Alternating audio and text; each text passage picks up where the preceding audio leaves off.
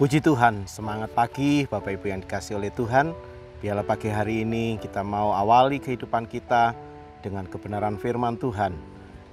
Mari kita akan melihat di dalam Injil Lukas pasal yang pertama, ayat 30 sampai ayat yang ke-31. Kata malaikat itu kepadanya, "Jangan takut hai Maria, sebab engkau peroleh kasih karunia di hadapan Allah. Sesungguhnya engkau akan mengandung dan akan melahirkan seorang anak laki-laki, dan hendaklah engkau menamai dia Yesus." Puji Tuhan. Bapak Ibu yang dikasihi oleh Tuhan, rasa takut itu adalah hal yang manusiawi ya. Semua orang bisa mengalami ketakutan di dalam kehidupannya. Tetapi biarlah pada saat pagi hari ini kita mau belajar dari kebenaran firman Tuhan, bahwa kehadiran Tuhan itu akan melenyapkan segala ketakutan. Nah, sekarang yang menjadi pertanyaan kita, mengapa kita bisa menjadi takut di dalam kehidupan kita? Hal yang pertama, ketika seseorang mulai kehilangan semangat, mulai kehilangan pengharapan, itulah awal dari rasa takut tersebut. Di dalam Lukas pasal yang pertama, ayatnya yang ke-7 dan ayat yang ke-18, tetapi mereka tidak mempunyai anak sebab Elisabet mandul dan keduanya telah lanjut umurnya. Lalu kata Zakaria kepada malaikat itu, "Bagaimana aku tahu bahwa hal itu akan terjadi? Sebab aku sudah tua dan istriku sudah lanjut usia." Kita lihat kisah tentang Zakaria dan Elisabet ini. Kenapa Zakaria sampai kehilangan pengharapan? Karena memang fakta yang ada pada waktu itu dikatakan bahwa Elisabet istrinya sudah mandul, sedangkan keduanya juga sudah lanjut usia. Sehingga di ayat yang ke-18 tadi katakan bagaimana itu bisa terjadi. Ya, artinya bagaimana mereka bisa memiliki anak kalau faktanya ya bahwa mereka tidak memungkinkan untuk bisa memiliki anak.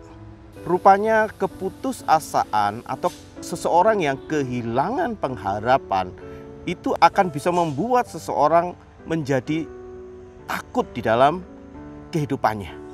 Artinya mereka tidak tahu ya kedepannya seperti apa.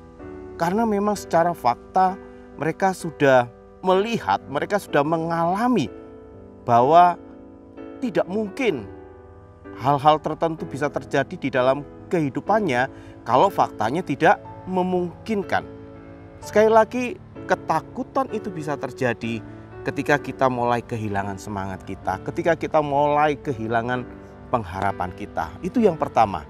Yang kedua, seseorang itu bisa menjadi takut ketika mereka lebih mengandalkan pikiran mereka sendiri. Mereka mulai mengecilkan kuasa Tuhan. Contoh di dalam Lukas 1 ayat yang ke-34, kata Maria kepada malaikat itu, "Bagaimana hal itu mungkin terjadi karena aku belum bersuami?" Ini juga menjadi penyebab rasa takut. Ketika apa? Ketika segala sesuatu itu berdasarkan kepada pikiran diri sendiri. Apa yang dialami oleh Maria pada waktu itu memang faktanya seperti itu. Kenapa? Karena mana mungkin dia belum bersuami, dia bisa memiliki seorang anak. Logika mengatakan bahwa hal itu tidak mungkin. Tetapi sekali lagi, mari kita mau belajar bahwa segala sesuatu yang rasanya itu tidak mungkin bagi manusia, tetapi hal itu mungkin bagi Tuhan. Jangan kita hanya berdasar kepada fakta, berdasar kepada cara pikir kita. Bukankah firman Tuhan katakan bahwa rencanaku bukan rencanamu, rancanganku bukan rancanganmu. Ini membuktikan bahwa belum tentu jalan Tuhan itu sesuai dengan jalan yang kita pikirkan. Jadi hal yang kedua ini yang membuat seseorang menjadi takut adalah ketika orang lebih mengandalkan pikiran mereka sendiri daripada pikiran daripada Tuhan. Terus yang ketiga, di dalam Lukas 1 ayat yang ke-10 dan ayat yang ke-14, sementara itu seluruh umat berkumpul di luar dan sembayang. Waktu itu adalah waktu pembakaran ukupan. Engkau akan bersukacita dan bergembira karena banyak orang akan bersukacita atas kelahirannya. Rupanya rasa takut ini bisa timbul ketika seorang itu kehilangan sukacita, kehilangan rasa syukur di dalam kehidupannya.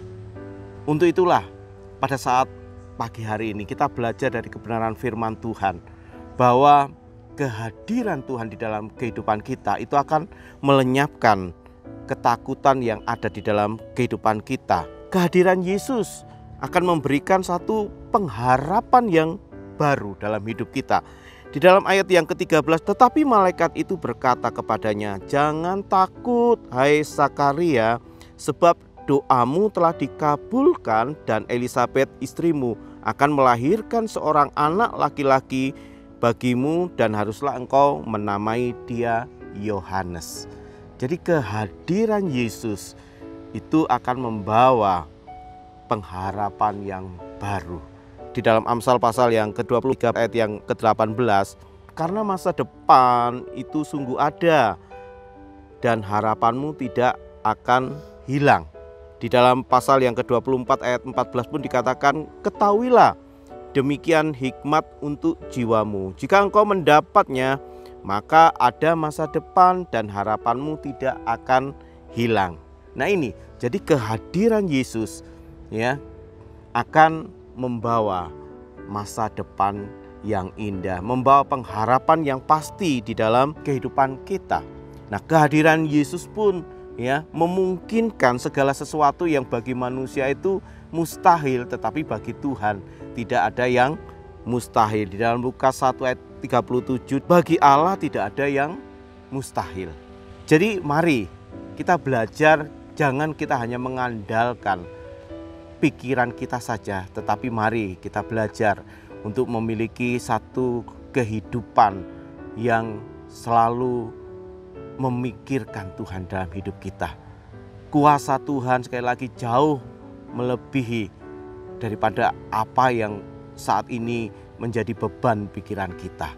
Kita percaya bagi Tuhan tidak ada yang mustahil. Sedangkan yang ketiga ya, kehadiran Yesus, dia adalah sumber segala sukacita itu. Dia adalah sumber segala damai sejahtera di dalam kehidupan kita. Manusia yang terbatas ini bisa mengalami kehilangan sukacita, bisa mengalami kehilangan rasa syukur kita. Tetapi ketika Yesus hadir di dalam hidup kita, maka dia adalah sumber damai sejahtera, dia adalah sumber sukacita di dalam kehidupan kita. Puji Tuhan, biarlah firman Tuhan pagi hari ini boleh sama-sama memberkati kita.